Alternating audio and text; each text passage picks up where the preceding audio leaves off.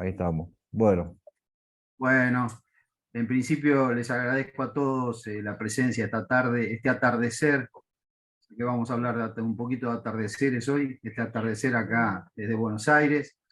Esta es una charla dedicada a, de alguna manera, homenajear o a recordar o a poner de vuelta en valor un libro que fue publicado hace 100 años ya aquí en Buenos Aires por Jorge Luis Borges, el primer libro que él publicó, Fervor de Buenos Aires, ¿no es cierto? Obviamente Borges ya tenía algunas cosas escritas, recordemos un poquito el contexto. Borges había ido a los 14 años aproximadamente a Europa, debido un poco a la enfermedad que su padre tenía la visión, a esa posibilidad de una operación y de poder lograr una cura, y había estado en Ginebra, luego de ahí en Barcelona, más tarde en Madrid, Mallorca. Ya tenía un bagaje importante de lecturas, tanto de lecturas literarias, digamos, como también de lecturas filosóficas. También había escrito, tenía escrito unas cuantas poesías, y había recorrido también tertulias literarias, básicamente en Madrid, en Sevilla.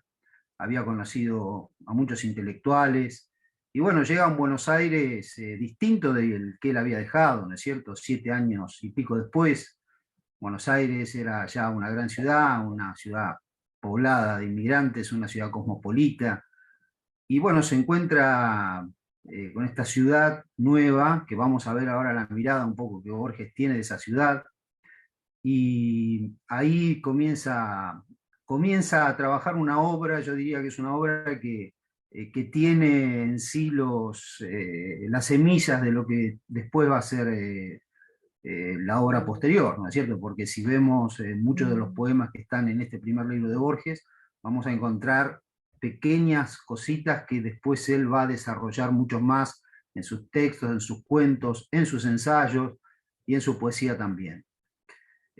Por lo tanto, quiero en primer lugar agradecer a Isaías. Isaías es un amigo, además de ser escritor, traductor, coordinador de talleres de lectura y escritura, con el cual hacemos frecuentemente esos encuentros.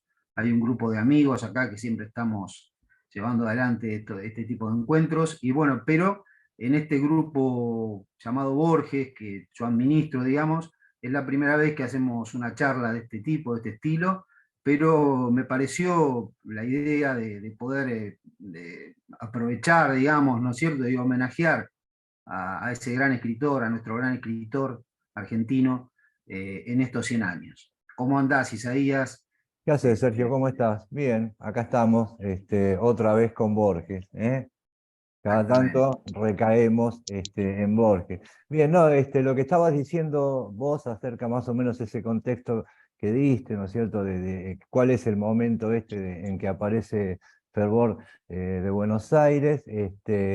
Bien, estuvo ya, como dijiste vos, habían estado 7 años casi en Europa por el tema en principio habían viajado a Suiza por una enfermedad que tenía el padre en los ojos, ¿no es cierto? Bueno, entre otras cosas, ¿viste? Porque en realidad allá en Europa, digamos, mientras vivían ahí en Ginebra, también, sobre todo los padres, ¿no? La madre y el padre, dejaban a los chicos, a Nora y a los hermanitos y a Borges, lo dejaban con la abuela que estaba con ellos allá, y el padre y la madre se recorrieron casi toda Europa, se la pasaban viajando bastante, pese a que también estaba la guerra y toda esa cuestión. Bueno, la cuestión es que, como dijiste, Sergio, específicamente en el caso de Borges, se empezó a vincular allá con diversos movimientos, algunos cenáculos, sobre todo después en España, ¿no es cierto? Ya cuando están por pegar la vuelta, ¿no? Y de esos encuentros, lo que va a traer Borges acá a Buenos Aires, los Borges, digamos, vuelven en el 21 a Buenos Aires, es decir, 2 años antes de que aparezca este libro de que vamos a hablar hoy. lo que trae es un hervidero de ideas vanguardistas, ¿no es cierto? No nos olvidemos que estamos en la época, en plena época de las vanguardias allá en Europa, ¿no? Sobre todo, una de estas vanguardias, que a Borges digamos, lo capturó desde un principio, que fue el expresionismo, ¿no es cierto? El expresionismo alemán. Borges estando allá en Europa, estamos hablando de un muchacho de 17, 18 años, él aprendió, según si vamos a creerle a él, vamos a decir que aprendió el alemán, lo aprendió por su cuenta, ¿no es cierto? Eso le permitió leer en el momento en que se estaba produciendo esta aparición del expresionismo, eh, leer y traducir a poetas que tendrían más o menos la edad de él y que fueron grandes representantes del Uno expresionismo, me ¿no? va a opiar, pero lo voy a escuchar un ratito. Le vamos a pedir, por favor, que silencien los Sí, sí, micrófonos. sí, porque no queremos enterarnos de ninguna intimidades, ¿no? Somos muy recatados acá, eso es lo que nos caracteriza. Bueno, entonces decíamos que él va a traer toda esa impronta de las vanguardias, del expresionismo sobre todo, y en particular de una vanguardia que se dio, se estaba dando en ese momento, empezaba en España, que fue el ultraísmo, ¿no es cierto? El ultraísmo es una especie de expresionismo a la española, digamos, ¿no es cierto? Básicamente tiene una fuerte impronta del expresionismo. Ahora vamos a leer algunas cosas de los manifiestos ultraístas, si es que les interesa, como para colorear un poco más esto. Entonces él va, estando en España, como dijo Sergio acá, vivió en Sevilla, vivió en Palmas de Mallorca, tuvieron un tiempo en Madrid, ¿no? Y en cada uno de esos lugares él se vinculó con lo que eran los jóvenes intelectuales o los jóvenes inquietos de la época, y fue así colectando una serie de amigos que en general le duraron toda la vida, ¿no es cierto? Y conoce otros referentes, como decía Sergio recién, Rafael Cancinos Asens, que fue una especie de mentor para él, un hombre un poco mayor, que prohijaba a estos jóvenes, ¿no es cierto?, a través de unas tertulias ¿cómo era el café que se llamaba? De Madrid estaba el Pombo y el otro, el Colonial. En el Colonial. Colonial estaba Cancinos Asens y en el Pombo se hacían las reuniones de Gómez de la Serna, nada menos, ¿no? Bueno, Borges los frecuentó a todos, hizo amistad con todos ellos, después se distanciaron de algunos por cuestiones, bueno, no importa. Entonces Borges viene a Buenos Aires con ese ímpetu, digamos, digamos, con mucha ansiedad de manifestar todas esas ideas y esa estética. Por ahí me distraigo un poco porque estoy admitiendo más gente, están entrando acá, ahí estamos.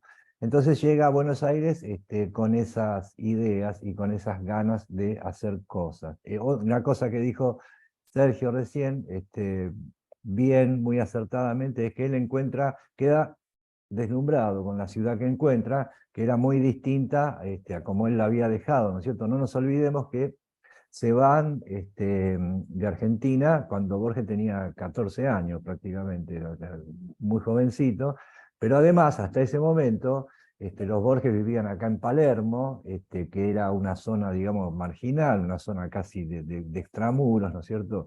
Es decir, el conocimiento que Borges tenía de Buenos Aires, de la ciudad en sí, también era muy acotado, ¿no es cierto? Y además de eso, de vivir en esa zona, digamos, distante, para la época, la educación de Borges transcurrió, y la de la hermana también, casi toda en el ámbito de la casa, ¿eh?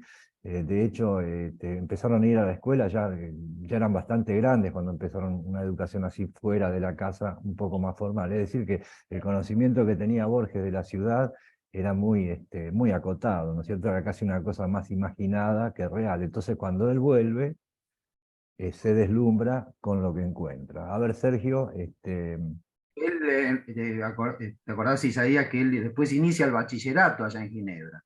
claro, Pero exactamente. él no, Y, no lo y no se termina. sabe si lo terminó, no lo terminó, me Ah, parece. exactamente. Creo que después en la segunda, cuando vuelven a Europa y como que intenta terminar el bachillerato, no. Y creo que lo termina, ¿no es cierto? Sí, en la segunda Este, tanda fue eso, en la segunda vuelta. También digamos que Borges ya manejaba prácticamente 5 idiomas, porque él tiene la lengua materna, que es, bueno, el español, pero también su segunda lengua, que es el inglés, que viene de su abuela Haslam, ¿no es cierto? Y después Exacto. allá aprende también el francés, que era lo que se hablaba en ese lugar, Muy y rápidamente lo aprende, sí, claro. claro, rápidamente también, y después también el latín, y el alemán, como bien dijiste, cuando él mismo se pone como a traducir, ¿no? Según lo que él mismo cuenta en su autobiografía. Es decir, que, insisto con este punto, digamos, pensemos en un muchacho de 20 y pico de años, pero que ya había leído a los clásicos españoles, había leído a Schopenhauer, había leído a Baudelaire, había leído a Rimbaud, es decir, era un ávido lector y un intelectual prácticamente que ya intentaba terciar en esas tertulias literarias como cualquiera, ¿no es cierto? No se aminalaba frente a la edad del resto, atento a que era realmente, se sabía en principio era un autodidacta, Borges era un autodidacta. Si bien él, como siempre dijo, yo me eduqué con la biblioteca de mi padre, es decir, no era una persona que había recibido una educación universitaria, era una persona que se había formado con sus amigos, con las lecturas que se intercambiaban en ese momento, con Abramovic en Ginebra, después, como dijiste vos, con los amigos españoles, pero no podemos decir que haya sido un intelectual que tuvo una formación académica o universitaria. Por lo tanto, asombra más, ¿no es cierto?, esa capacidad de lectura y de asimilación de todos estos autores, que se va a reflejar un poco, o que se va a reflejar, digamos, en su obra. Eh, si te parece, Isaías, vos cuando hablas de expresionismo y de ultraísmo, supongo que después tenés la idea de desarrollar un poquito más esto, pero para el que nos está escuchando, ¿a qué nos estamos refiriendo específicamente? Porque muchas veces nosotros hablamos de la poesía y creemos que la poesía es la poesía clásica, el soneto, el endecasílabo. Ya empezamos a hablar de una poesía más libre, ¿no es cierto? Es decir, Sí. algo Claro, distinto. el expresionismo es este movimiento que explota en Alemania para, digamos, la época de la guerra, un rato antes de la guerra, de la Primera Guerra Mundial, estoy hablando, y bueno, durante la guerra, o sea, es un movimiento que abarcó de todas las artes. Yo creo que el expresionismo en realidad es la vanguardia que uno tendría que tener en cuenta para explicar un poco después a las demás vanguardias que vinieron y el curso que tomó después la literatura a lo largo como es del siglo XX, ¿no? El expresionismo, los postulados del expresionismo eran, bueno, la palabra lo indica, ¿no? La expresión ante todo, o sea, la expresión a como dé lugar, es decir, los tipos estos consideraban que ya las formas, digamos, que heredadas, las formas, digamos, culturales, no solamente literarias, ¿no? Estaban perimidas y habían demostrado su fracaso. Nada menos una demostración del fracaso de todo eso heredado era la Primera Guerra Mundial, ¿no? Que empezó como una especie de aventura romántica, ¿eh? Y que todo el mundo creía que iba a terminar a los pocos meses y que después de eso iba a reinar la hermandad universal. Bueno, no sucedió así, fue una de las cosas más atroces, ¿no?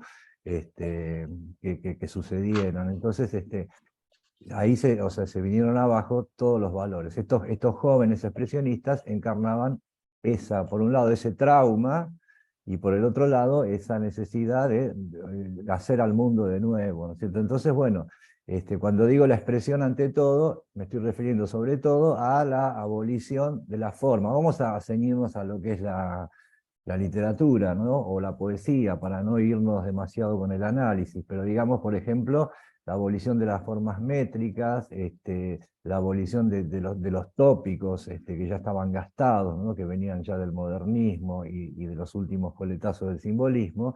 Entonces, lo que hacen los expresionistas es traer al lenguaje poético lo que era la cuestión de lo cotidiano, ¿no? De lo cotidiano en toda su expresión y sobre todo en la expresión terrorífica de los fenómenos que se estaban viviendo en la Primera Guerra Mundial, ¿no es cierto? Entonces, cuando uno lee los poemas expresionistas, en general, la impronta expresionista, está plagada de referencias a lo tecnológico, a lo militar, ¿no es cierto?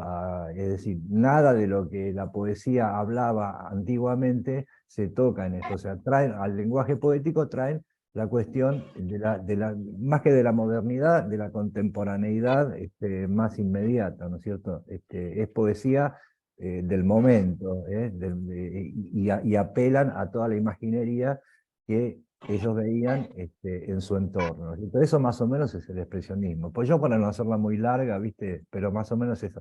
Y después los ultraístas toman de esta vanguardia más o menos los mismos tópicos. Los ultraístas en España tenían dos ejes, básicamente. Una era, por supuesto, estaban absolutamente en contra de las formas, digamos, métricas, ¿no es cierto?, de las formas clásicas, y entonces, en lugar de la métrica, ellos proponían la musicalidad, la cadencia, no en sílabas medidas ni en sílabas contadas, sino como forma, una forma un poco más respiratoria de los versos. Y la otra pata del ultraísmo era la metáfora, sobre todo la creación de metáforas nuevas. ¿Sí?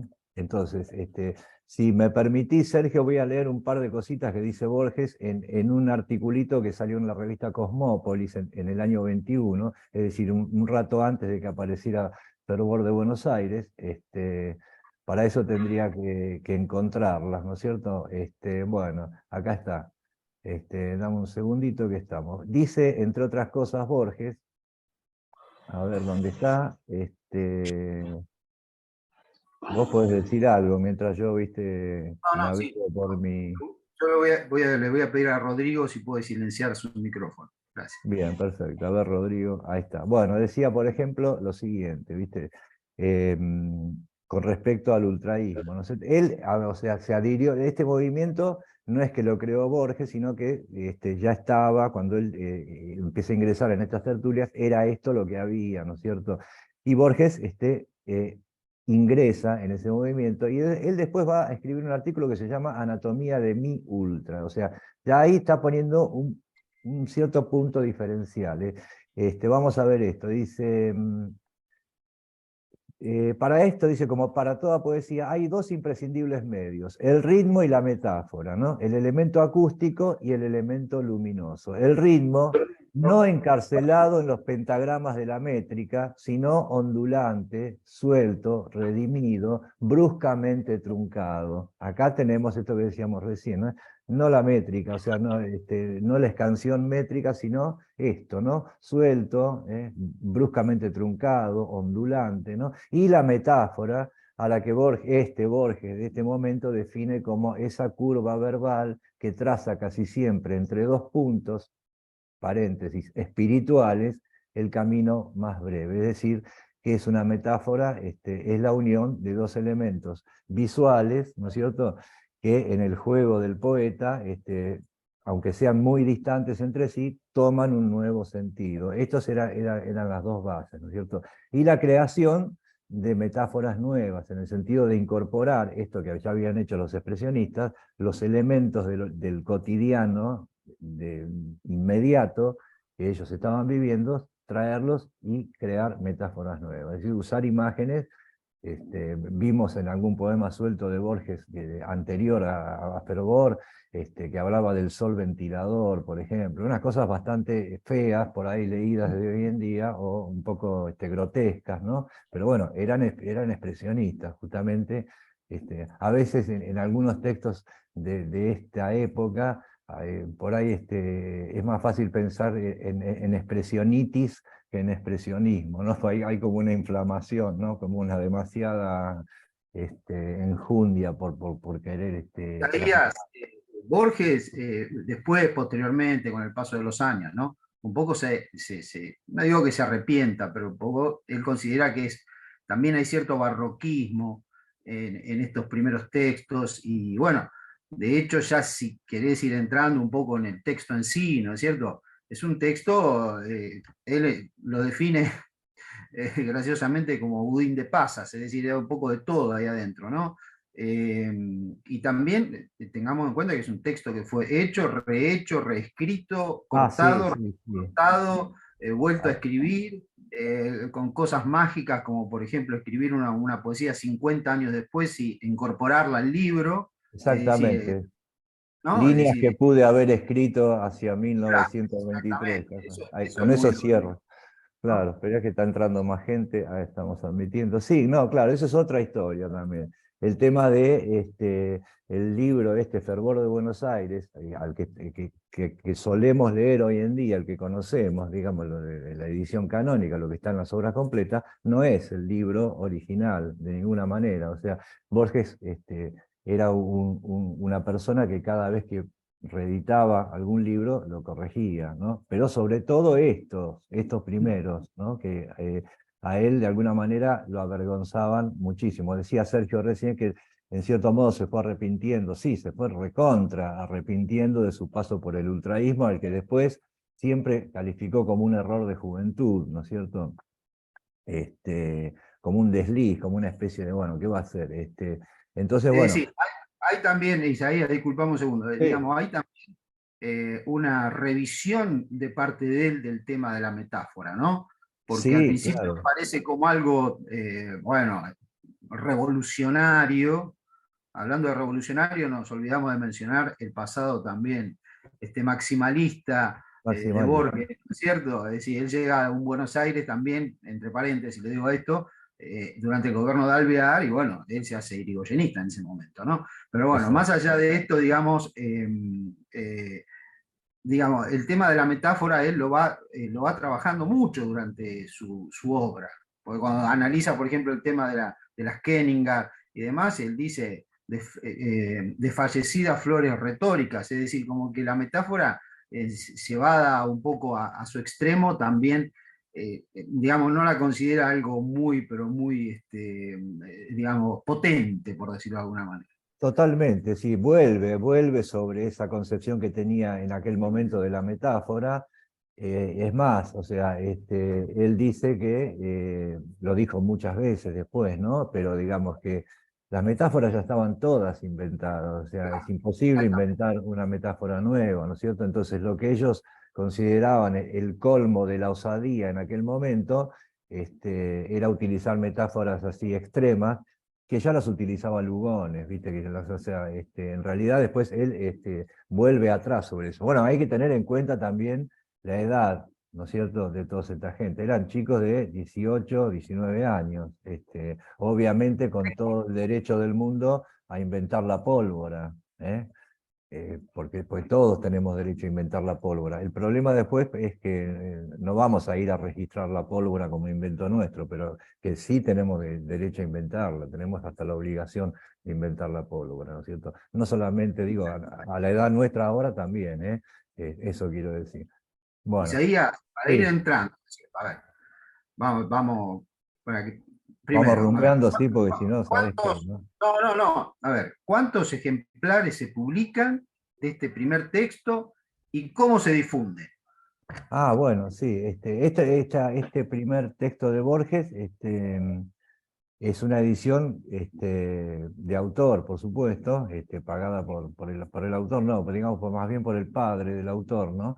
Y son, creo, 300 ejemplares, este, que se imprimieron, se hizo muy medio a las apuradas, ¿no es cierto? Pues esto sale en julio del 23, y los Borges van a volver ya sobre casi el segundo viaje que van a hacer a Europa, es decir, hubo que apurar un poco la cosa porque ya se tenían que ir. Entonces sale una edición, digamos, no del todo prolija, apenas revisó las galeras, ¿no es cierto? Y además no tiene índice. Este, la tapa es una ilustración de Nora, que es la artista plástica de la hermana, ¿no es cierto? Es muy linda tapa esa. Entonces, bueno, más o menos algo medianamente precario, ¿no es cierto? Y cuya intención no era venderla, nunca tuve intención de colocarla en las librerías, además no tenía tiempo. Entonces él, digamos, lo que hace su método, una de las cosas que inventa para distribuir un poco este texto, él va a la redacción de la revista Nosotros, creo que era, ¿no? Sí, la de Bianchi, que esa revista publicaba ya textos de todos estos muchachos, ¿no es cierto? Le habían abierto las páginas para que empezaran a publicar ahí. Entonces, le propone a Bianchi, que era el director de la revista, dejar un libro, un ejemplar del librito en los sobretodos de los tipos que iban ahí a las reuniones, ¿no es cierto? Entonces, ese es el método de difusión, de marketing, digamos. O sea, mete un librito, no todos, ¿no? Pero que yo 50, 60 libros en los sobretodos, en los abrigos que estaban colgados de los percheros ahí, mientras los tipos estarían adentro trabajando o haciendo otra cosa.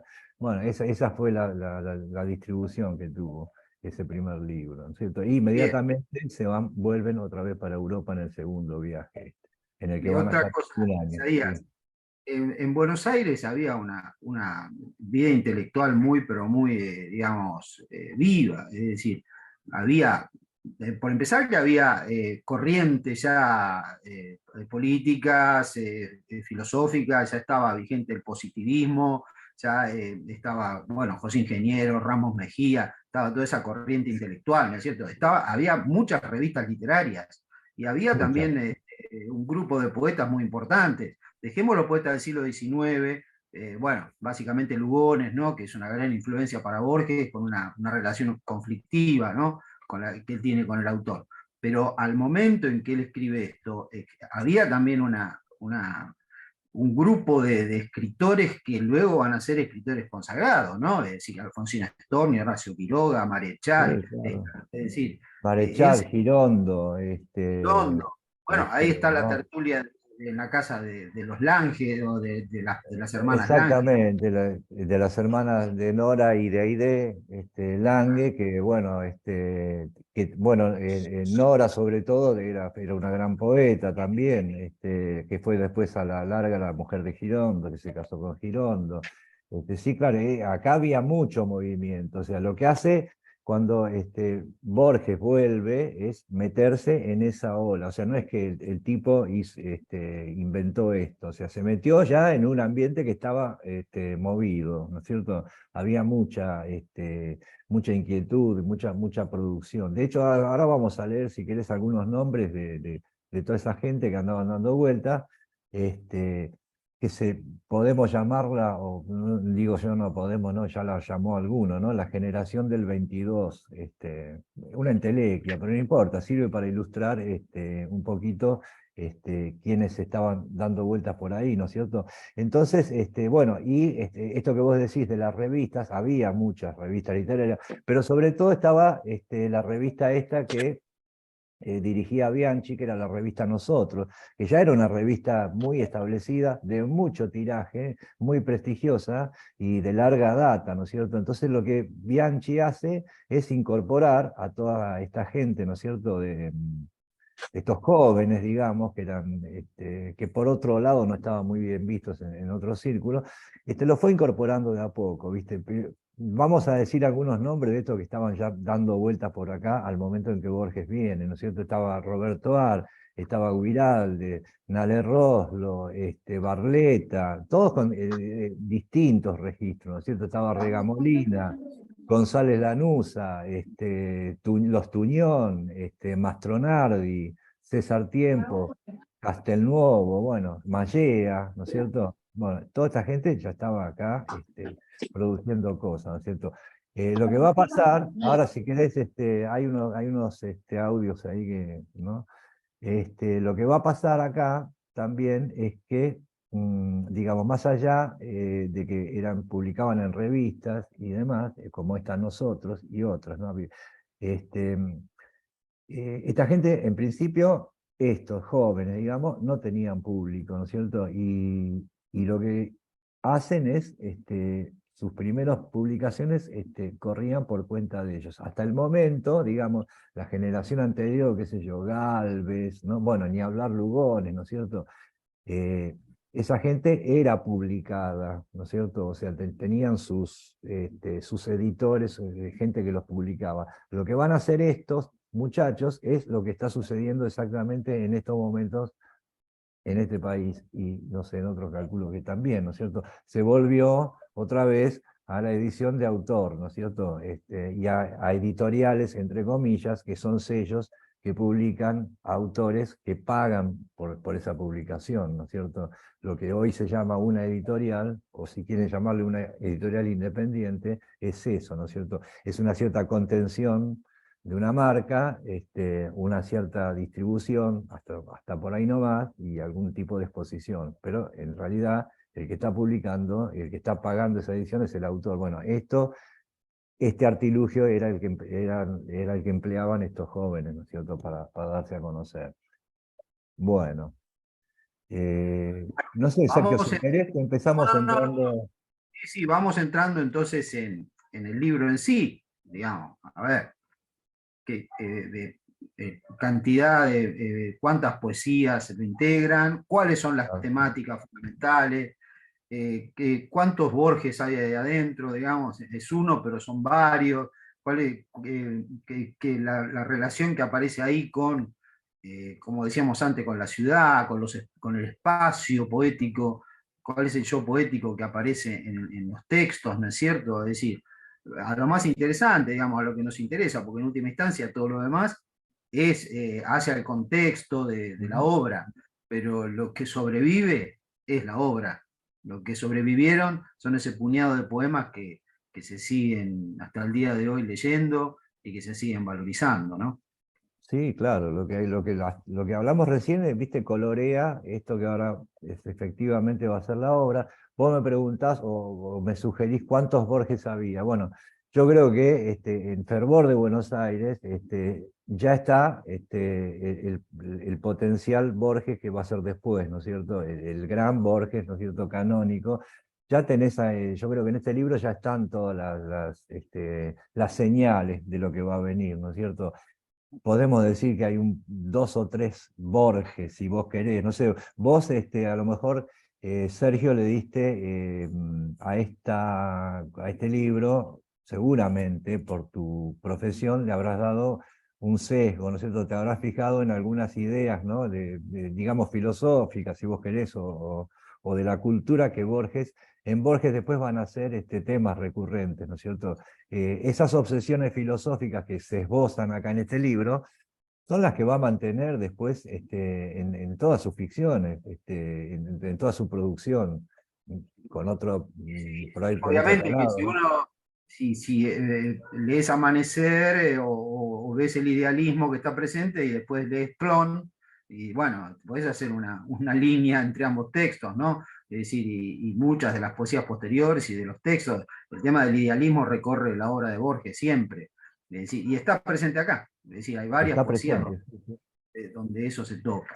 Así que, a ver, empecemos entonces un poquito, si te parece, Isaías, por el tema del paisaje, de los lugares, Sí, del patio, del aljibe, de la exacto. ciudad. ¿Eh? En este libro, lo que Borges se va a decantar por, o sea, bueno, básicamente Fervor de Buenos Aires, ya la marca del título es un indicador de ante qué estamos parados, ¿no es cierto? El libro efectivamente va a hablar de Buenos Aires. Parece una obviedad, no es tan obvio, o sea, porque no va a hablar de Buenos Aires, la megalópoli, va a hablar de un Buenos Aires determinado. Acá hay un sesgo por el que Borges se decanta, ¿no es cierto?, que es el de el Buenos Aires que quizás no era el Buenos Aires estrictamente contemporáneo que Borges estaba viendo en ese momento, porque la ciudad, como dijo Sergio recién, estaba en la ola inmigratoria, ya estamos en la década del 20, ¿no es cierto? Había grandes emprendimientos inmobiliarios, había, bueno, en fin, la ciudad estaba cambiando, pero absolutamente, ¿no es cierto? Entonces, Borges se va a decantar por una Buenos Aires que tal vez atrasaba unos 10 o 15 años o 20, ¿no es cierto? Él lo que va a poner en primer plano son los barrios, el arrabal, si uno quiere llamarlo así, ¿no es cierto? Más que nada la parte de la orilla de la ciudad, ¿no es cierto? Lo que no es el centro o lo que no es el microcentro, lo que no es la city, ¿no es cierto? Entonces, acá hay este libro puede leerse también en clave de paseo, de recorrido, de trayecto por ese Buenos Aires específico, elegido por Lo que Borges, después ¿no? él mismo va a llamar las orillas, ¿no es cierto? Sí, lo que va a terminar siendo el sur, la El famosa sur. palabra de Borges, ¿no es cierto? De Rivadavia para acá empieza otra cosa, ¿viste? Y de Rivadavia para allá es otra cosa. De Rivadavia para abajo es el sur, es el locus amoenus, ¿viste? Ese es el Buenos Aires de Borges, ¿no? Que lo va a sostener a lo largo de su vida literaria, ¿no es cierto? Incluso caprichosamente, que está muy bien. ¿No? Entonces, eso es lo primero que uno va a encontrar en este libro. Es un flaneur. La voz poética, esa que vos decías, Sergio, de este libro, es una primera persona, en general, yo diría casi en su totalidad, que va caminando por ese Buenos Aires, ¿no es cierto? Eso que él llama Buenos Aires, y que son casas bajas, impresionantes atardeceres. Acá recién Sergio dijo en este atardecer hoy de Buenos Aires, bueno, exactamente, mirando para el lado de allá, ves cómo cae el sol, ese crepúsculo que cae sobre el arrabal, ese es el Buenos Aires de Borges, ¿no es cierto? Este, y Y es quiero el hacer... límite sí, es el límite de- también con la Pampa. Es el límite también Exactamente, es con la Cama. exactamente. O sea, acá yo creo que la idea del flaneur se aplica perfectamente. Ustedes saben lo que es un flaneur, bueno, no tienen por qué saberlo, pero digamos, esto, vamos para atrás, para Baudelaire, es aquel paseante, ¿no es cierto?, urbano, ocioso en cierto modo, aunque no tanto, ¿no es cierto?, es aquel que iba, caminaba y miraba y se imponía de lo que veía en ese momento. Eran sin mucho, digamos, sin utilidad alguna, digamos, utilidad en el sentido de que eso le redundara algún beneficio. Era el testigo de la ciudad, ¿no es cierto? El testigo desinteresado, el ojo que iba mirando todo ese recorrido. En el caso de la voz poética o del yo poético de este libro, es un planeo. Este, y este, el tema del flaneo, acá me gustaría hacer, para que por contraste por ahí se vea un poco más nítido esto, ese Buenos Aires que Borges recorre, o que ese yo poético del libro recorre, esto está sucediendo en la misma época en la que otro escritor de acá, ¿m?, también va caminando por Buenos Aires, y sin embargo son dos ciudades distintas, ¿eh? Lean Los Siete Locos de Roberto Art. El Buenos Aires de Roberto Art es el Buenos Aires de la ciudad nueva, de la ciudad que está por un lado en demolición y por otro lado en construcción, ¿no es cierto? Acuérdense, o si no lo leyeron, busquen ese pasaje, por ahí, Sergio, vos lo tenés presente, eso, en que el rufián melancólico, ¿no es cierto?, sale de una reunión de estos conspiradores, ¿no?, por la noche, y se viene caminando no sé desde dónde, recorre toda la ciudad, flaneur, también a su manera, pero va recorriendo, qué sé yo, la Diagonal Norte, que estaba construyéndose en ese momento, ¿no es cierto?, con las grandes moles, ¿viste?, que parecía Nueva York. O sea, uno podría asimilarlo más a eso, ¿no?, que a ese Buenos Aires de Borges. Entonces el tipo va caminando por otro Buenos Aires, ¿eh? Ese flaneur, que es el rufián melancólico, atraviesa toda esa demolición y esa reconstrucción de algo nuevo. Roberto Art... Parecería ser, Isaías, parecería ser que cada uno o varios de estos escritores tenían su propio Buenos Aires, porque el Buenos Aires de González Tuñón es otro Buenos Aires, es el es Buenos Aires otro, del puerto, de los prostíbulos, de la pobreza. exactamente, Y el Buenos Aires, luego de la Dan Buenos Aires, también es otro Buenos Aires. Es decir, cada totalmente. uno se va construyendo la ciudad en la medida de sus intenciones o de lo que aprecia de belleza en esas caminatas, ¿no? Pero son caminadores, son grandes caminadores de Buenos Aires. Exactamente, son todos esos que vos nombrás, todos esos textos, digamos, para no hablar de los autores, son textos de recorridos, son textos de caminantes, textos de viajes por la ciudad. Y como vos decís, cada una de esas ciudades es distinta, ¿eh? Es la misma, pero hay matices que las diferencian. Los tipos van caminando, son mundos distintos, ¿no es cierto? Bueno, supongo que nos pasará a cada uno de nosotros, ¿eh? Mi Buenos Aires es uno y el de cualquiera de ustedes es otro, ¿m? Parecido. Aunque últimamente nadie, o sea, a mí se me ocurre que es difícil, muy difícil hoy en día sentir algún fervor por Buenos Aires, basta caminar un par de cuadras, pero bueno, ¿qué le vamos a hacer? Eso, nos tocó eso, ¿no? Pero bueno, entonces vos nombraste a Marechal también, famosamente en el Habán Buenos Aires, eh, eh, ese bodrio monumental e inevitable, ¿no es cierto?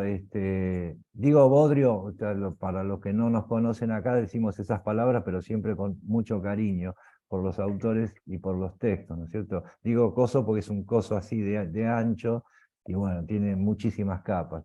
Ahí hay unos paseos también, pero ya casi en un plano dantesco, ¿no es cierto? Las cosas extremadas, ¿no es cierto? Los tipos cruzan el Maldonado, este mismo grupo de personas, porque en ese paseo de Adán Buenos Aires están, cada uno es reconocible, está Borges, está Fishman, está claro, y hay otros, ¿no? Están ahí, y entonces van a las orillas, bueno, van a La Pampa, qué sé yo. El tema del paseo por la ciudad lo tenés también en El sueño de los serios, de Bioy, mucho más adelante, ¿viste? Cuando el tipo se pelea con la chica y sale a caminar solo por no sé dónde, también está permanentemente presente. Pero sobre todo yo quería contrastarlo con Art, ¿no? Porque siempre está esa dicotomía de que Borges por un lado, Art por el otro. Yo creo que tienen muchísimas cosas en común en cuanto a los procedimientos. No, los resultados son absolutamente distintos, ¿viste? No puede haber dos autores más distintos en principio, pero dentro de eso distinto tienen muchísimas inquietudes en común, ¿no es cierto? Bueno, entonces, para volver otra vez a Fervor de Buenos Aires, yo creo que es el diario de un flaneur, de alguna manera, ¿no? A ver, Sergio, tirame alguna soga. No. Si querés, vamos a los textos en sí, digamos. También Claro. también Isaías hay un yo enamorado, digamos, ¿no es cierto? Sí, No por nos supuesto. olvidemos Ese que es otro Borges, ¿viste? Uno tenés el también ahí flaneur. está el Borges que le habla a sus antepasados, quizá con algunos Exactamente. textos que fueron Bueno, escritos antes, porque inscripción para cualquier sepulcro, etcétera, son textos que ya había Borges escrito, ¿no? hay un Pero hay un texto bastante extenso sobre Rosas también, ¿no? también. Y no del todo desfavorable para Rosas, sino No, que para nada, para trasunta una nada. admiración, una cierta admiración también, ¿no? Admiración y cuando él dice, la verdad que no vamos digamos, a ensuciar esto con limonas de odio, digamos, hay como una cuestión, Exactamente, sí, sí, hay sí. una cuestión O así sea, un por eso, ahí poco, tenés, o sea, ahí los distintos Borges están, el enamorado, que después va a seguir siéndolo, con variantes, ¿no es cierto? Este de sus dos linajes, ¿no es cierto? Como Dalman en el sur, ¿no es cierto? Acá están los militares entre sus antepasados, pero también están ¿viste? Los intelectuales protestantes, este, Flaneur un poco romántico o posromántico o romántico tardío, ¿no es cierto? Flaneur filosófico, con este idealismo que vos señalaste, ¿viste? Están todos esos, ¿no es cierto? Acá vamos a ver, Roxana quiere hacer una pregunta. Preguntale a Sergio, que acá es el dueño de la carpa, es Sergio. sí, Roxana, cómo no. Hola, hola, ¿qué tal? No, lo que yo quería preguntar es que este contexto tan bueno que están dando acerca del Flaner y comparándolo con González Tuñón, Roberto Arti, Marechal, lo que me gustaría preguntarles es, digamos, por la forma que usa Borges, porque entendemos que Roberto Art, González Tuñón ya tienen un rioplatense más conformado, que no sé si en Fervor de Buenos Aires se ve, se manifiesta por el lenguaje que usa Borges en este primer libro suyo, ¿no? Eso quería. Sí, no, yo creo que no, que el registro es otro. El registro, digamos, del habla de Borges en este momento, en este caso, es otro. Aunque él también, digamos, si ustedes leen la versión original, tanto de este como de Luna de Enfrente o como de Cuaderno de San Martín, se van a encontrar con algunas cosas bastante hoy que cuesta leerlas, ¿no es cierto? Por ejemplo, en vez de decir humanidad, él le ponía humanidad, sin la D y con acento en la A, ¿no es cierto? La I, la Y, la conjunción, él solía utilizar la I latina también. Están todas esas cosas que tiene que ver también con la gramática de Bello, ¿no es cierto? Pero nos vamos a meter en un berenjenal, pero los registros son otros. O sea, digamos, lo que dijo Rosana recién, el lenguaje de Art es más, se acerca más al de los, casi al de los delincuentes, digamos. Un ambiente que Art frecuentaba bastante también y que lo conocía, viste, por su trabajo de periodista, ¿no? Era mucho más marginal el lenguaje, ¿no? Es otro registro. Pero el lenguaje de Borges, en este libro y en los dos que siguen, no deja de ser un lenguaje argentino. Acá, viste, pese a hay algunas españoladas, ¿no es cierto? Pues venía todavía medio impregnado, es bastante reconociblemente argentino, digo yo, seguramente. Sí, entonces estábamos, Isaías, Sergio. Sí. ¿cuántos poemas tiene el original? El original creo que tenía 45 textos, ¿no? De los cuales algunos ya los había escrito en España, incluso alguno había sido publicado en estas revistas, o en Grecia, o en Cosmópolis, una de estas revistas de allá de Nos España, ¿no olvidamos es de, men- cierto? nos olvidamos de mencionar las revistas murales, Ah, ¿no? claro, bueno. Que habían Él aparecido. cuando llega acá, Borges, sí, digamos, su primera aparición pública, junto con su banda de compinches, entre la que estaba Nora, su hermana, González Lanuza y qué sé yo, alguno más, un primo también de él, crean una revista que se llamó Prisma, ¿no? Y era una revista mural, no tenían dinero, no tenían capital como para publicar una revista. Entonces lo que hacían era imprimían unas hojas así grandes y las pegaban con engrudo en las paredes. Salían a caminar a la noche y pegaban esa revista con engrudo. Decían que a medida que ellos las iban pegando, venían atrás otros que las iban arrancando. Eso es lo que pasa siempre, ¿no es cierto? Bueno, entonces de eso creo que salieron dos números, me parece, dos o tres números, dos números me parece que salieron. Y bueno, tenían poemas de cada uno de ellos, ¿no es cierto? Esa fue la primera. Pero gracias a la revista, eso es lo que cuenta Borges, qué sé yo. Gracias a la revista esta Prisma, dice que Bianchi, de la revista Nosotros, vio una de esas cosas pegadas y a partir de ahí los convocó para que publicaran en Nosotros, ¿no? Bien. Isaías, bien, vamos entonces al texto, ¿no? Porque Vamos al texto.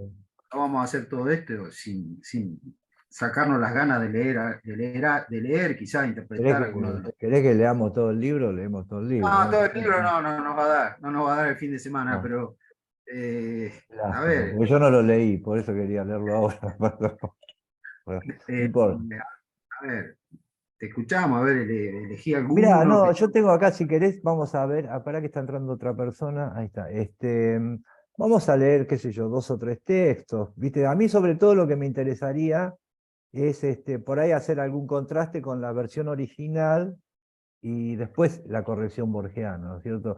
No nos olvidemos que el fervor de Buenos ya lo dijimos, ¿no? Pero otra vez, esto que leemos hoy como Fervor de Buenos Aires no es el libro original, que es bastante distinto, ¿no? Borges lo fue corrigiendo mucho, sobre todo en la década del 60, ¿no? En la década del 60, bueno, ya Borges era el monstruo que conocemos, mediático y todo.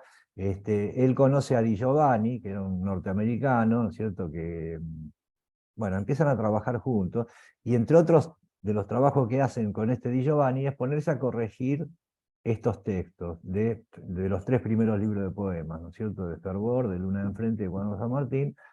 Y entonces, por ejemplo, en el diario de Bioy, hay una cita que Bioy cuenta que Borges le dice: estos poemas ya no se pueden corregir más, hay que tirarlos todos a la basura. Dice: yo en aquella época ni bien podía, era almibarado, dice Borges, ¿no es cierto? O sea, no le gustaba ya nada, ¿no? Entonces con Di Giovanni lo corrigen y queda lo que conocemos hoy como Fervor de Buenos Aires. Si ustedes ven, ahora vamos a verlo claramente en un par de textos, esto, cómo, para qué lado iba la corrección borgiana, ¿no? A ver, espera que voy a abrir acá un segundo. Vamos a leer uno en la versión original, vamos a leer el original nada más, porque me parece, Sergio, que plantea acá la cuestión esta que decíamos recién, ¿no? ¿Quién es el yo poético de este libro? ¿De qué va este libro? ¿No es cierto? Y acá me parece que está bien, se llama Las calles, ¿no? Y dice así: las calles de Buenos Aires ya son la entraña de mi alma, no las calles enérgicas, molestadas de prisas y ajetreos, no el centro, no las calles de Roberto Art, dice, sino la dulce calle de Arrabal, enternecida de árboles y ocasos, y aquellas más afuera, ajenas de piadosos arbolados, donde austeras casitas apenas se aventuran, hostilizadas por inmortales distancias, a entrometerse en la honda visión hecha de gran llanura y mayor cielo. Son todas ellas, para el codicioso de almas, una promesa de ventura, pues a su amparo hermánanse tantas vidas, desmintiendo la reclusión de las casas, y por ellas, con voluntad heroica de engaño, anda nuestra esperanza. ¿Qué tal? Creo que ese es el que abre uno de esta edición original. Acá tenés los temas, ¿viste? Son las calles, pero no estas calles, aquellas calles, ¿viste? La del Arrabal, las de las afueras, las de más afuera, de afuera todavía, ¿no es cierto?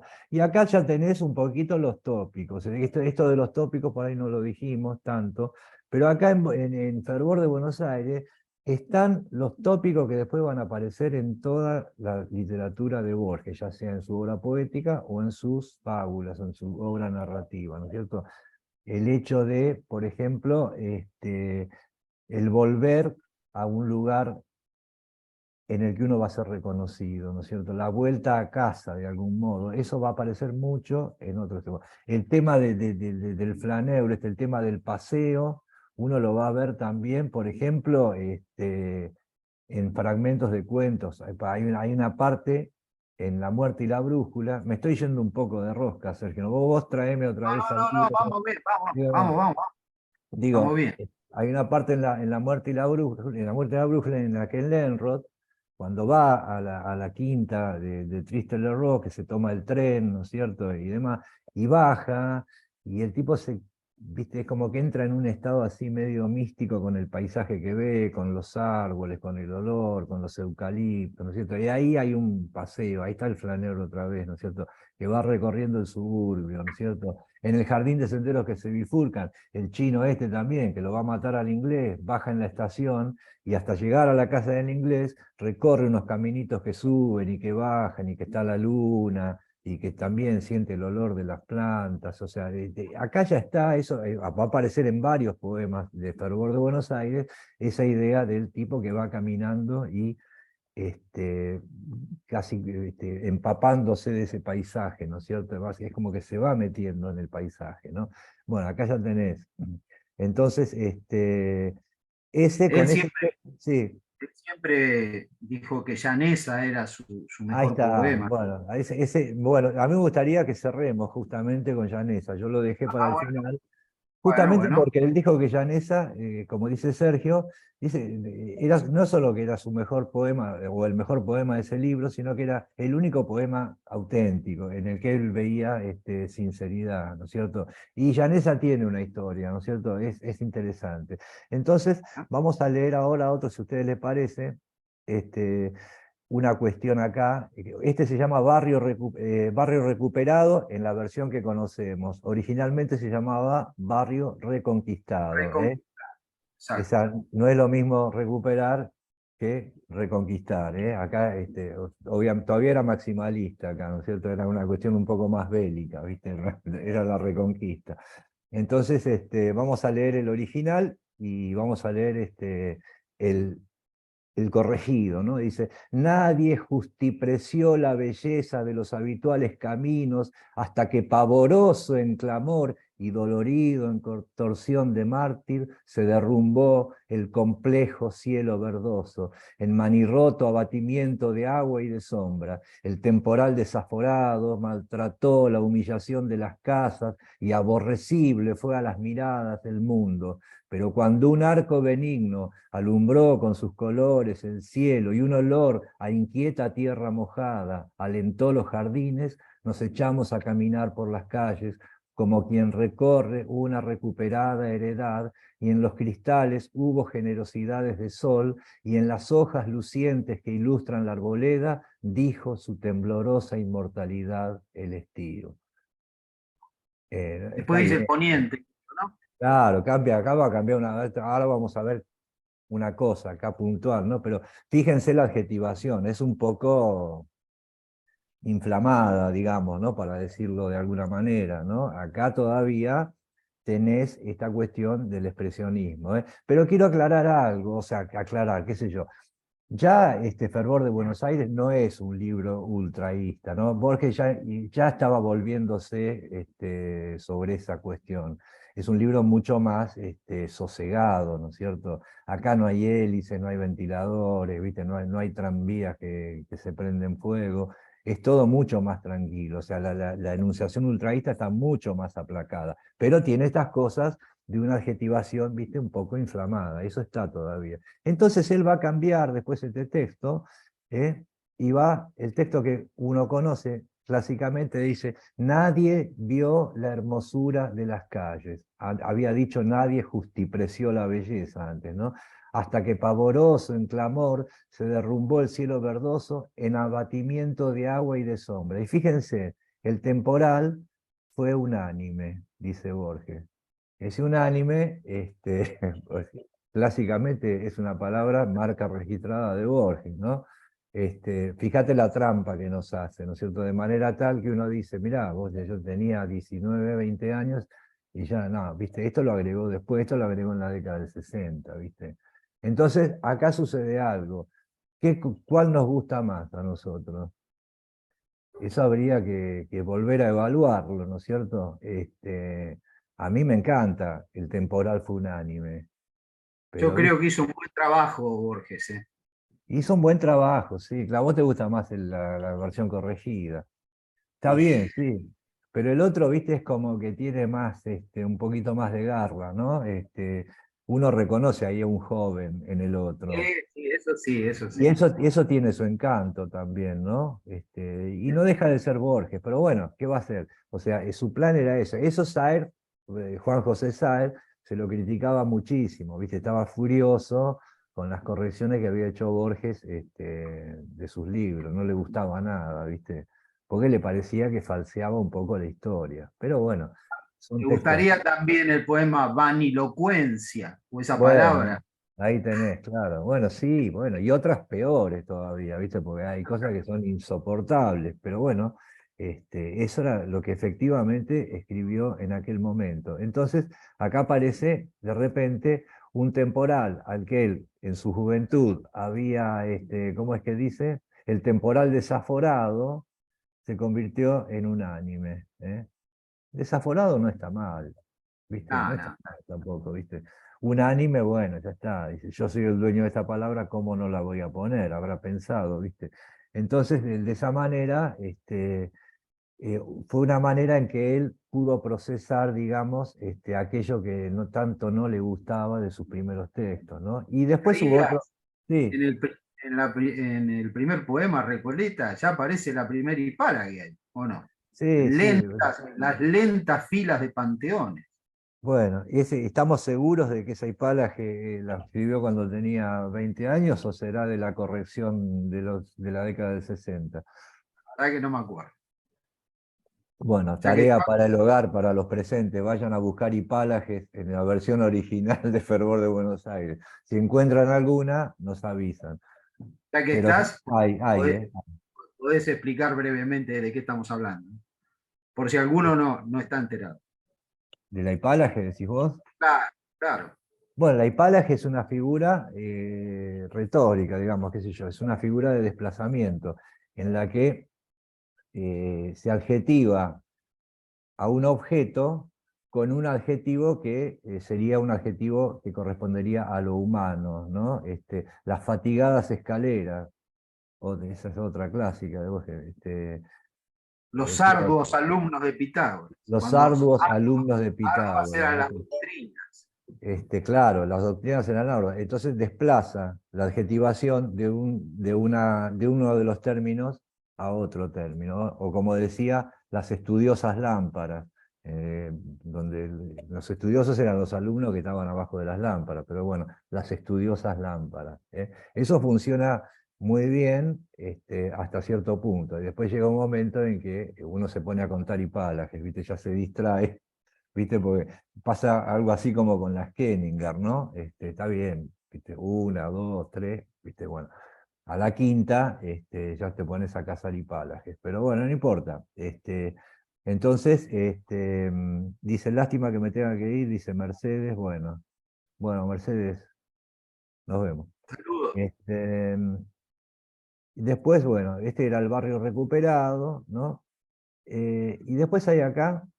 Fíjense esto es muy interesante. No sé, Sergio, vos cuando quieras cortar con esto, avísame, no sé cómo estamos con el tiempo, ¿viste? Tranquilo. Lo ponemos Eh, como límite 2 horas y, bueno, si terminamos bueno, antes, pero tenemos tiempo. bueno, dale. Me gustaría leer a ver, es sí, sí, sí, sí, sí. Que se llama Arrabal. Es un texto, yo me acuerdo, voy a contar una personal porque no importa, a nadie le interesa, pero digo porque justamente tiene que ver con este texto, ¿no? Que yo lo leí hace, qué sé yo, no me acuerdo, decenas de años que hace, en la antología personal, creo que está, una que salió de tapa amarilla que se vendía en los kioscos, tapa dura, barata, era por eso la compré.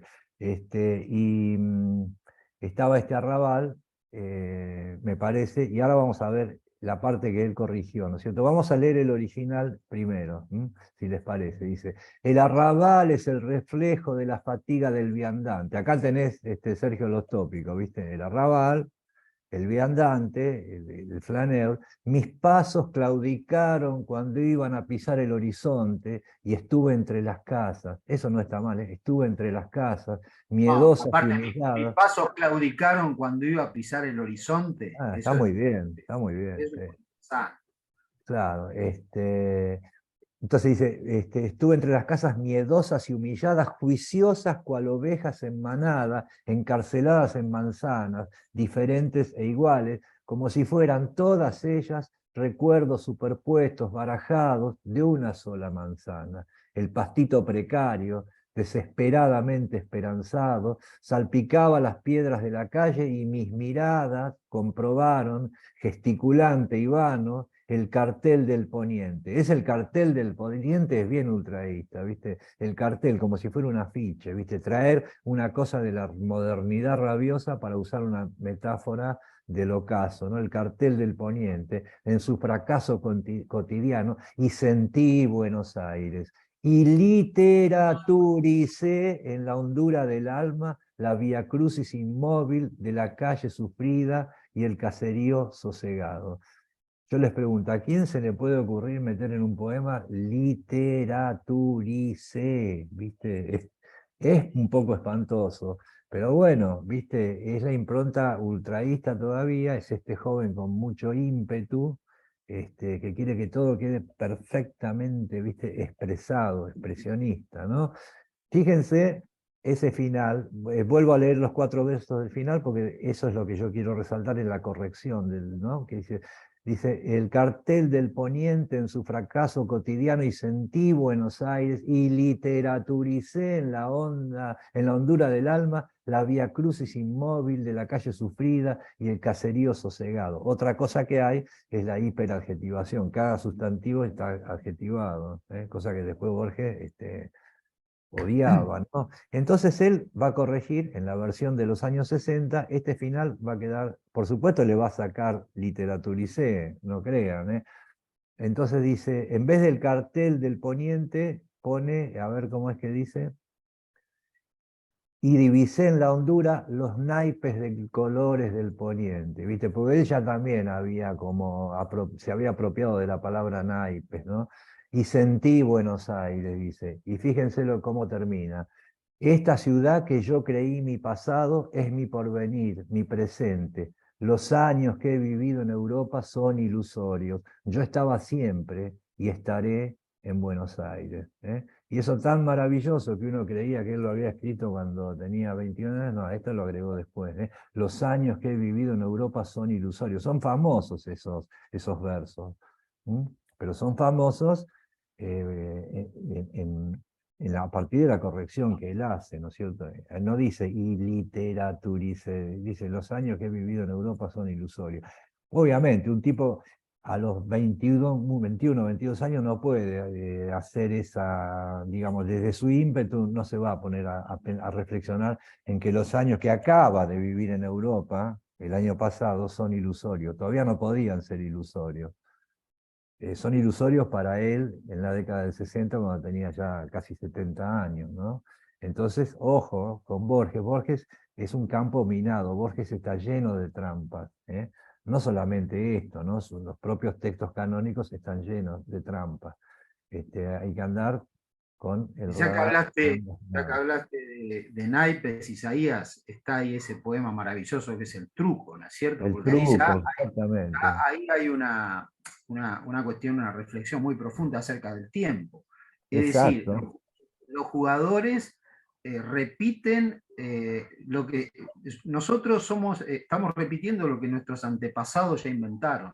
Es decir, es una forma de vencer al tiempo, jugar, dice él, las mismas bazas, las mismas diabluras. Es La decir, misma diablura, sí, sí, claro, sí, al sí. jugar al truco estamos repitiendo, estamos de alguna manera eternizando a todos esos que jugaron antes que nosotros, ¿no es cierto? Es Exacto. decir, Bueno, el individuo ahí un poco se diluye o viene a completar esa cadena.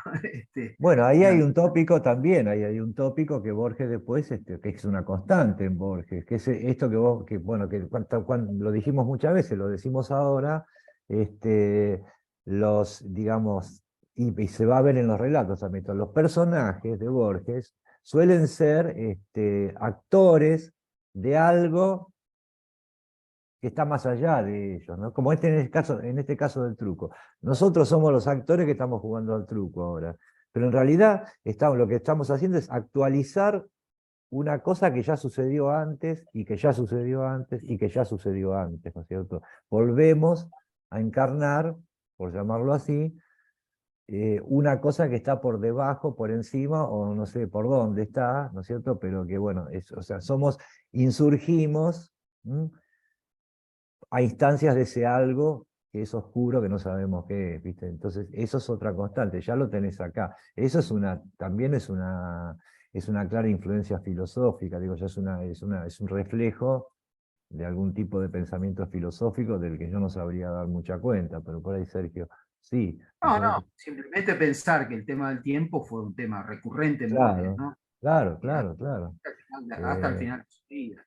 Y este otro tópico que también vamos a ver en varios poemas de Fervor de Buenos Aires, que están de una forma larvada, pero que también ya están acá. Está todo Borges acá, en realidad. O sea, están las puntas de lo que después va a explotar en los grandes textos. Acá ya son reconocibles. Él mismo se daba cuenta de eso. Por eso se avino a publicarlo. Bueno, entonces otro de los tópicos que vamos a encontrar acá es el de la vuelta, el regreso al lugar querido, ¿no es cierto? Digamos, de alguna manera, si uno quiere extremar un poco la imagen, es como el regreso al paraíso, por llamarlo de alguna manera, aunque no tiene ninguna connotación religiosa, ¿no es cierto? Esto es un viejo tópico de la literatura, pero que en Borges está muy presente siempre, ¿no es cierto? Un lugar al que se llega y uno es recibido con toda sencillez, pero con toda potencia, con toda la potencia del reconocimiento, ¿no es cierto? Uno se siente ahí que está en su lugar. ¿Eh? Eso es algo que también se va a dar en Borges.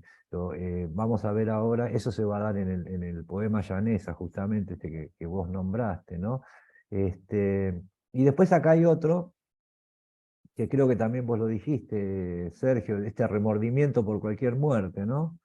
Este, que en el original se llama remordimiento por cualquier defunción. Es decir, vos que después fue achicando, ¿viste? Defunción es un poco más sofisticado que muerte. Total, ¿para qué vas a poner defunción? Poner muerte, eso cosa de ABC, taller literario, ¿no? Borges se aplicaba a su propio taller con retroactividad, ¿viste? Eso es lo que hacía, ¿no? Entonces, dice así, el original: inconmensurable, abstracto, casi divino, desbaratadas las trabaduras del ser, el muerto ya no es un muerto, es la muerte, como el Dios de los místicos, del cual han de negarse todos los predicados. El muerto, ubicuamente ajeno, no es sino la perdición y ausencia del mundo. Todo se lo robamos, no le dejamos ni una brizna de cielo. Aquí está el patio, que ya no palpan sus ojos, allí la acera donde acechó su esperanza. Aún lo que pensamos podría estar pensándolo, podría estar pensando él también, estarlo pensando él también. Nos hemos repartido como ladrones el asombroso caudal de noches y días. Fíjense que esto es un gran texto para mí, aún así con algunas fealdades, ¿no?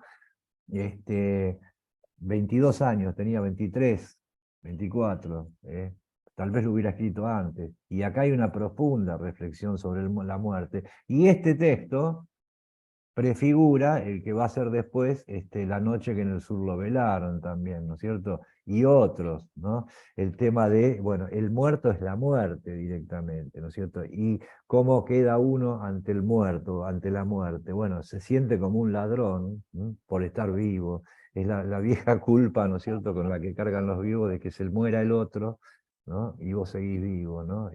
Hasta los pensamientos les estás usurpando. Después lo va a corregir, le va a poner muerte, ¿no es cierto? Va a achicar todo eso, ¿no? Y ya está el Dios de los místicos, que aparece acá, Sergio, que también, ¿cuántos textos de Borges van a ir por el lado de esa impronta gnóstica que tiene, ¿no es cierto? ¿Viste? De los místicos, esto de la cábala, que va a ser después también. Acá ya está. Las puntas están todas. Sí, sí, de todos los textos que él va a escribir sobre, por ejemplo, los teólogos, cuando el Exacto. tema del gnosticismo, del misticismo, es decir, por eso decíamos, ¿no es cierto? Es decir, es interesante este texto porque parece ahí que está todo como esas semillas que luego van a ir madurando, ¿no es cierto? El tema de la muerte, el tema del idealismo. Ahí vos en eso que pusiste vos ahí, es raro ese texto que leíste recién, ¿no? Porque él parecería sostener, por un lado, que, bueno, al morir el que percibe, muere el mundo. Porque ahí, es decir, si vos ves ese poema Amanecer, ¿no? Que es interesantísimo también, ahí dice que al estar todos dormidos sería fácil a Dios suspender del todo su obra. Sí, Pero claro, claro, claro. quedan algunos que están despiertos y esos son los que mantienen de alguna manera Sí, vivo. lo dice incluso en términos de reproche, ¿viste? Como que son cómplices de que la farsa siga funcionando, Cómplice, ¿no? cómplice del mundo, cómplice del día, exactamente. Sí, Es sí, decir, sí. está esa contraposición a veces, porque también en el primer poema, en La Recoleta, dice solo la vida, frente a esta cantidad de panteones, en realidad, la vida es lo que realmente está, parece casi nietzscheano eso, ¿no? La vida Sí, es lo sí, que realmente claro. está, es lo que está. El resto, bueno, son esos antepasados, eso que quedó ahí, esas tumbas, dice, creo que dice fechas trabadas, como diciendo, Sí, ahí está, en ese mármol están ahí esas fechas trabadas, ¿no? Es decir, que hay toda una reflexión, es muy profunda la reflexión que hay en todos estos textos acerca de la vida, la muerte, y la dice, trascendencia. en ese de Recoleta dice también algo que a mí me encanta, que es que también es alguien que va caminando, siempre es eso, ¿no? Es la voz Sí, esa sí, del flaneur, en este caso va por el cementerio de Recoleta, y dice que la dignidad de los mármoles, ¿no es cierto?, de las fechas trabadas, dice que a uno le hacen desear la dignidad de estar muerto, ¿viste? Uno quisiera estar muerto porque se siente en un ambiente así, ¿no? Como, bueno, fíjate, qué ganas de estar muerto para estar metido en un coso de eso, ¿no? Y que se vean mis fechas ahí. Pero eso es muy, ojo, o sea, se comprende perfectamente en un joven ese sentimiento, ¿eh? Me da la impresión a mí. O sea, por eso a mí me gustan, obviamente, retóricamente me gustan más los textos corregidos, digamos, si vamos palabra por palabra. Pero en el fondo hay algo que no me termina de gustar tampoco, porque si no me pierdo esto, ¿viste? Me pierdo muchísimas cosas que son más inmediatas del sentimiento de aquel tipo, que ya no están en un viejo de 70 años, obviamente, ¿no? Entonces me parece que, bueno, y bueno, por suerte tenemos las dos versiones, ¿viste? Está bien. O sea, podemos hacer este tipo de análisis. Después hubo otros, sus libros de ensayo, por ejemplo, de la misma década que van a venir después, que son Inquisiciones, El tamaño de mi esperanza y el otro no me acuerdo cómo era. Esos directamente ni quiso saber más nada, ¿no? Los eliminó hasta de su memoria, se crispaba cuando le preguntaban, y él decía que iba recorría las librerías de viejo y cuando veía algún ejemplar lo compraba para después quemarlo en la casa. Dice, a ver qué dice acá, Aurelio dice, con todos estos cambios que Borges, se me fue. Ahí está, dice, ¿dónde está el límite que nos permite decir que se trata del mismo poema? Y Como el, bueno, no sé. como el desguace de un barco, ¿hasta dónde es el mismo barco? Es como ¿Se puede hablar de la identidad de un poema? ¿Tendría un poema una identidad? Y yo creo que son dos poemas distintos, son parecidos pero distintos, ¿viste? No sé, qué sé yo, la verdad que no sé. No me acuerdo qué era lo que estaba diciendo, bueno, no importa. Eh, decía, bueno, que contamos con las dos versiones para poder contrastar todo esto. Y yo creo que vale la pena tomarse el trabajo, digo, para el que tenga ganas y no tenga otra cosa mejor que hacer, de ir leyendo en paralelo, ¿no? Las dos versiones. Porque por lo menos se ve el movimiento que hizo Borges, los operativos, esto que hacía Borges permanentemente, ¿no? Este, bueno, si les parece, ¿vos querés leer alguno, Sergio? ¿Querés leer ese de Recoleta o el otro que decías de Amanecer? Pues yo no los tengo acá muy a mano. Si los Bueno, tenés por ahí, si querés leerlos, dale, ¿viste? a ver si está Lupe. Este, Dice, Amanecer dice así, en la honda noche universal que apenas contradicen los faroles, una racha perdida ha ofendido las calles taciturnas como presentimiento tembloroso del amanecer horrible que ronda los arrabales desmantelados del mundo. Curioso de la sombra y acobardado por la amenaza del alba, reviví la tremenda conjetura de Schopenhauer y de Berkeley, que declara que el mundo es una actividad de la mente, un sueño de las almas, sin base ni propósito ni volumen. Y ya que las ideas no son eternas como el mármol, sino inmortales como un bosque o un río, la doctrina anterior asumió otra forma en el alba y la superstición de esa hora, cuando la luz como una enredadera va a implicar las paredes de la sombra, doblegó mi razón y trazó el capricho siguiente. Si están bueno. ajenas de sustancia a las cosas, ahí aparece esta idea, ¿no? De que las cosas no tienen sustancia, de que las cosas son solamente algo percibido. Y si esta numerosa Buenos Aires no es más que un sueño que erigen en compartida magia las almas, es decir, Buenos Aires sería el sueño de todos los porteños, ¿no? Hay un instante en que peligra desaforadamente su ser y es el instante estremecido del alba, cuando son pocos los que sueñan el mundo y solo algunos trasnochadores conservan, cenicienta y apenas bosquejada, la imagen de las calles que definirán después con los otros. Hora en que en el sueño pertinaz de la vida corre peligro de quebranto, hora en que le sería fácil a Dios matar del todo su obra. Ahí está. Pero de nuevo el mundo se ha salvado. La luz discurre inventando sucios colores, y con algún remordimiento, esto es lo que decías vos, Isaías, de mi complicidad en el resurgimiento del día, solicito mi casa, atónita y glacial en la luz blanca, mientras un pájaro detiene el silencio y la noche gastada se ha quedado en los ojos de los ciegos. Bueno, tremendo ese texto, está ahí. Es un gran texto, es un gran texto. Y bueno, ahí está. Yo cómplice de la apariencia, ¿no es cierto? Cómplice de que se reactualice la apariencia, ¿no? Bueno, eso es otro de los tópicos que uno va a encontrar a lo largo de toda la obra de Borges, ¿cierto? Y bueno, entonces vamos a ir agarrando algunas cositas de acá. Tenés la caminata, esta Flanerie, tenés el tópico o sea, esta cuestión del tiempo que acaba de poner Sergio, la apariencia, El amor. el amor también. Bueno, hay un poema ahí que se llama Sábados, que está dedicado a Concepción Guerrero, que fue su primera novia acá en Buenos Aires cuando vino, cuando volvió. Y bueno, después se tuvieron que separar, qué sé yo. No del todo cursi, un poco cursi, pero no del todo. Está bien, aparte estaba enamorado, que viste que se le puede pedir.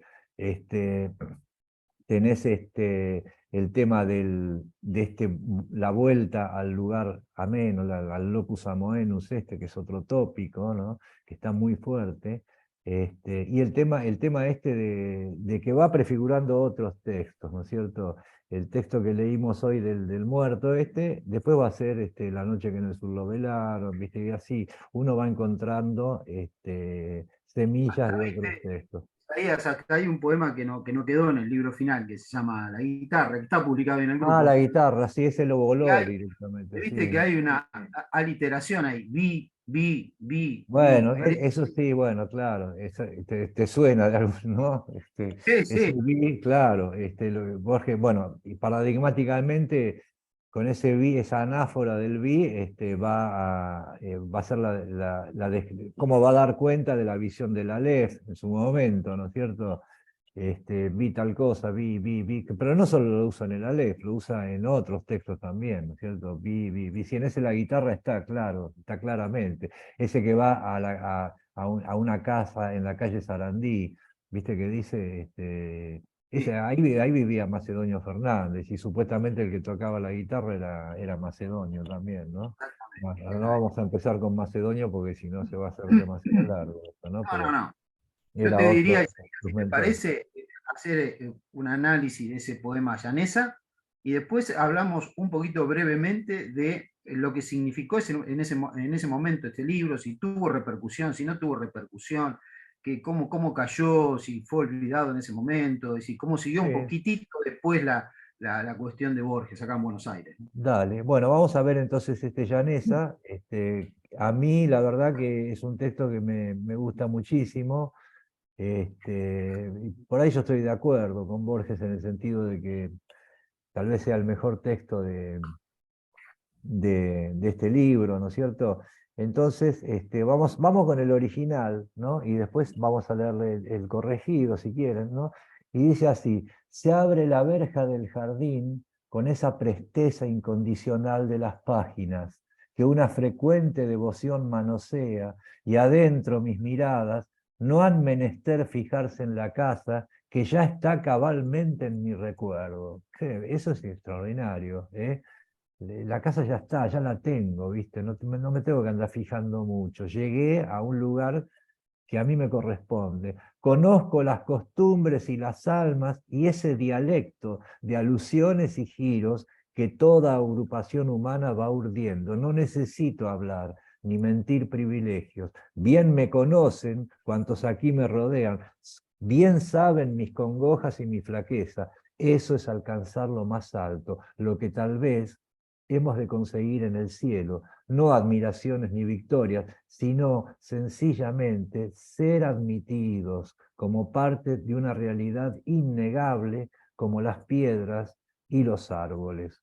¿Qué les parece? Este Bueno, es el original. ¿qué ¿Eh? tenemos acá? ¿Qué tenemos? Bueno, ¿Qué tenemos? a ver.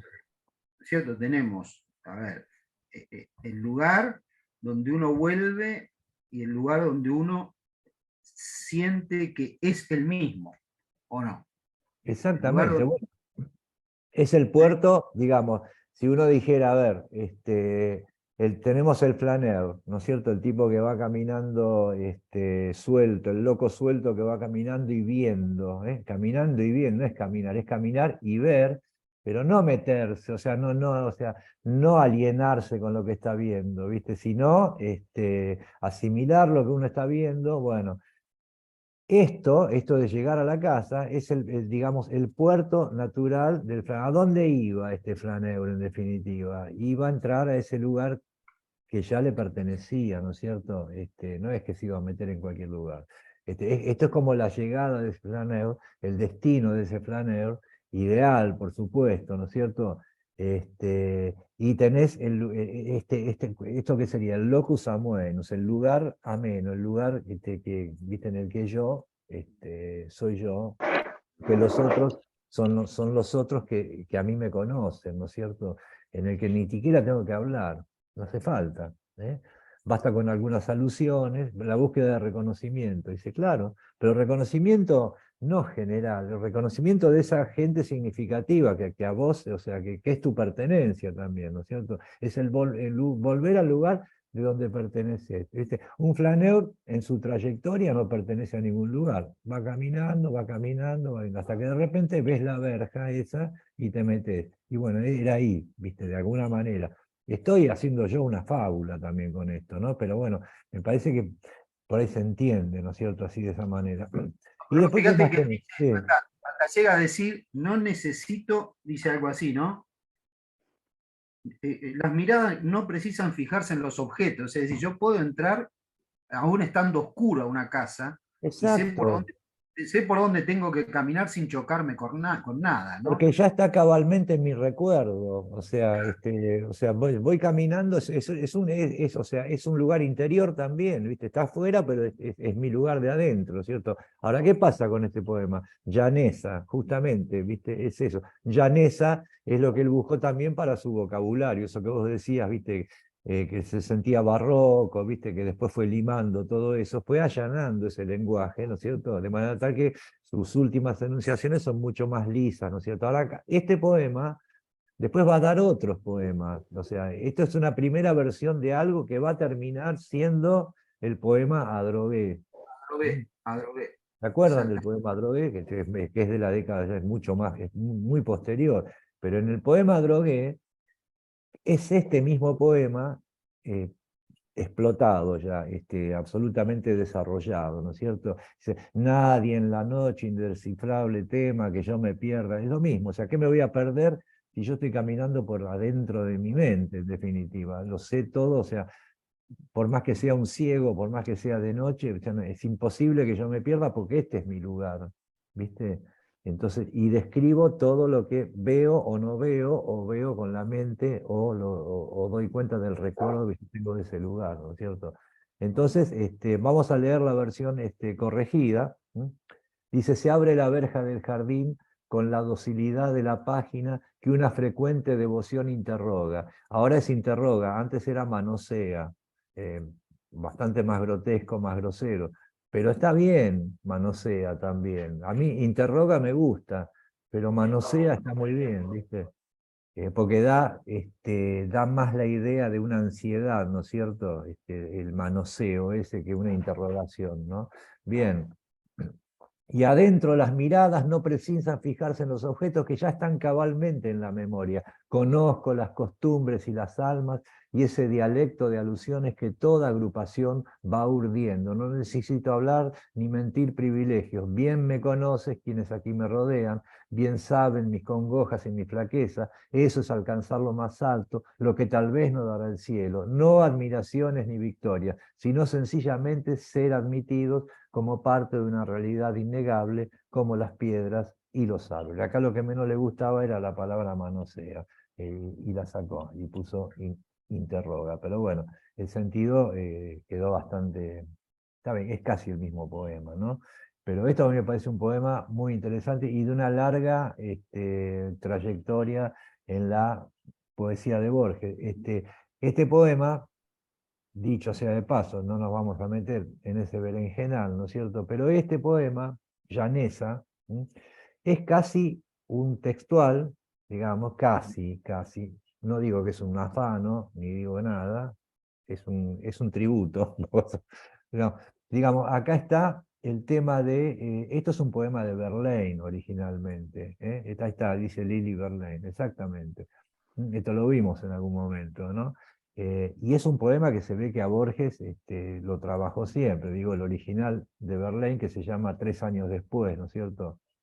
Que dice casi lo mismo, ¿cierto? También un flaner, un tipo que va caminando y de repente se mete en una verja, abre y entra en el lugar que ya conoce, ¿viste? Como un poco inesperadamente, le aparece ese lugar y se da cuenta que sí, ¿eh? Después de 3 años, ahí precisa una cosa temporal, vuelve a ver lo mismo. Y en una parte dice, en ese jardín al que entra, dice, conozco a cada alondra que va y viene.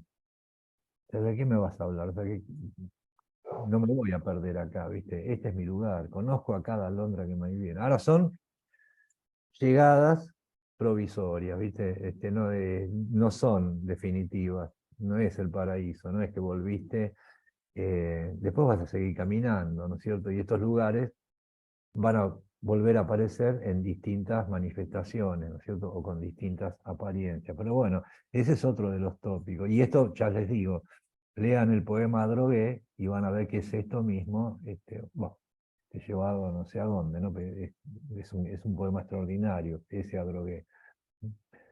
Bueno, Sergio.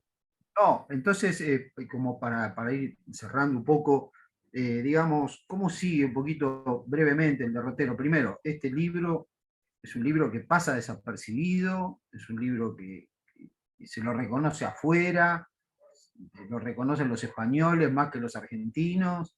Mirá, Borges, ¿qué pasa? Al poco tiempo Borges se va, de vuelta. esto Si bien sale, sí, se va el por poco libro, tiempo, sí, va. un año está afuera otra vez, ¿viste? Y después vuelven. Este libro sale a principios de julio del 23. Y bueno, hace esa manganeta que dijimos hoy, que lo pone ahí en los bolsillos de los sobre todo. Dice, bueno, vamos a creerle, ¿viste? Pero es lindo, ¿no? Que lo pone en los bolsillos de los sobre todo, qué sé yo. Y después se van con el padre y la familia, se vuelven a ir a Europa, al año vuelven.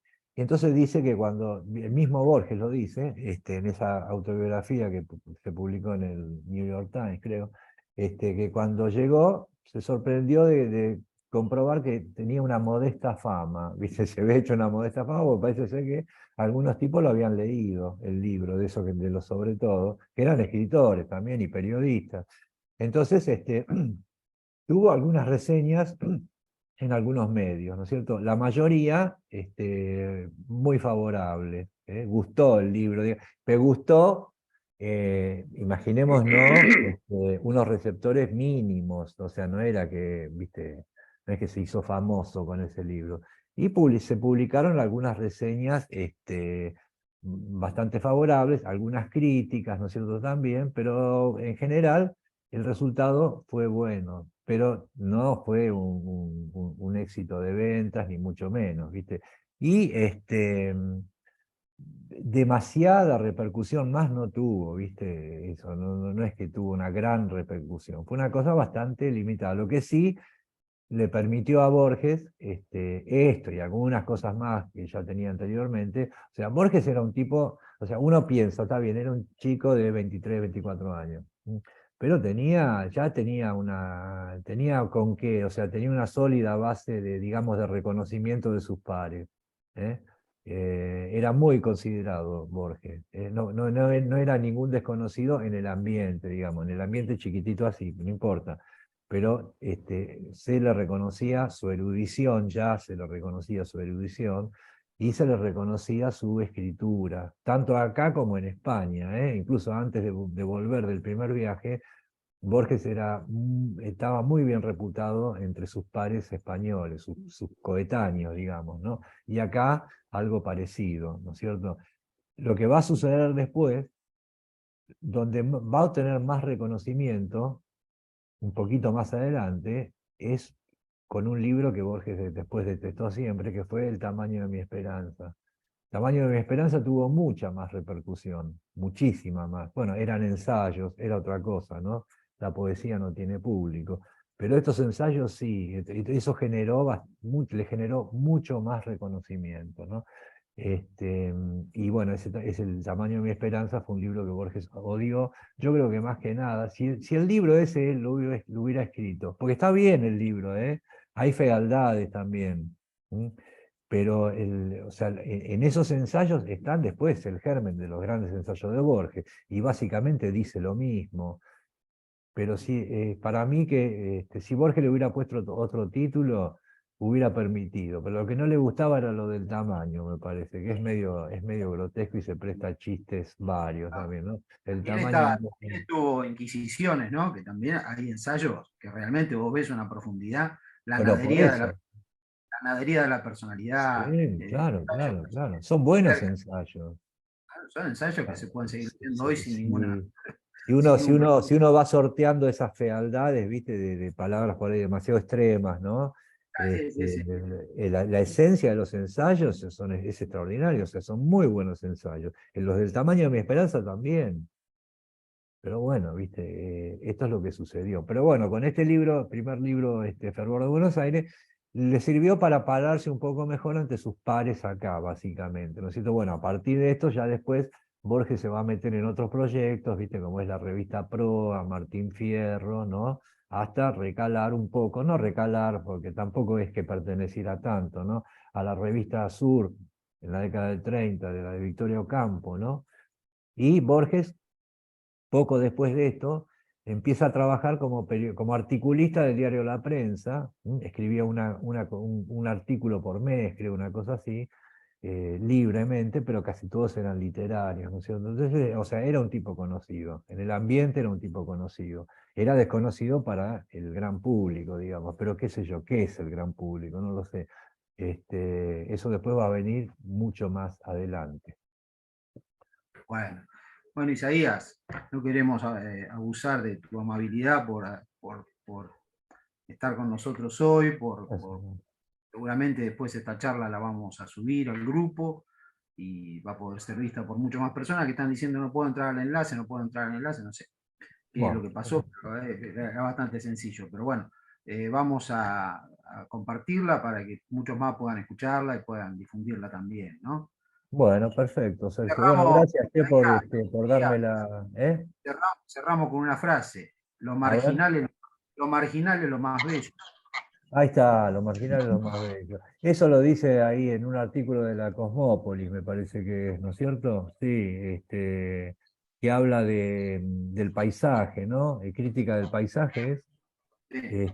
Claro, y bueno, ahí lo marginal es lo más bello. Fíjate, ahí, eso lo siguió pensando siempre Borges, ¿viste?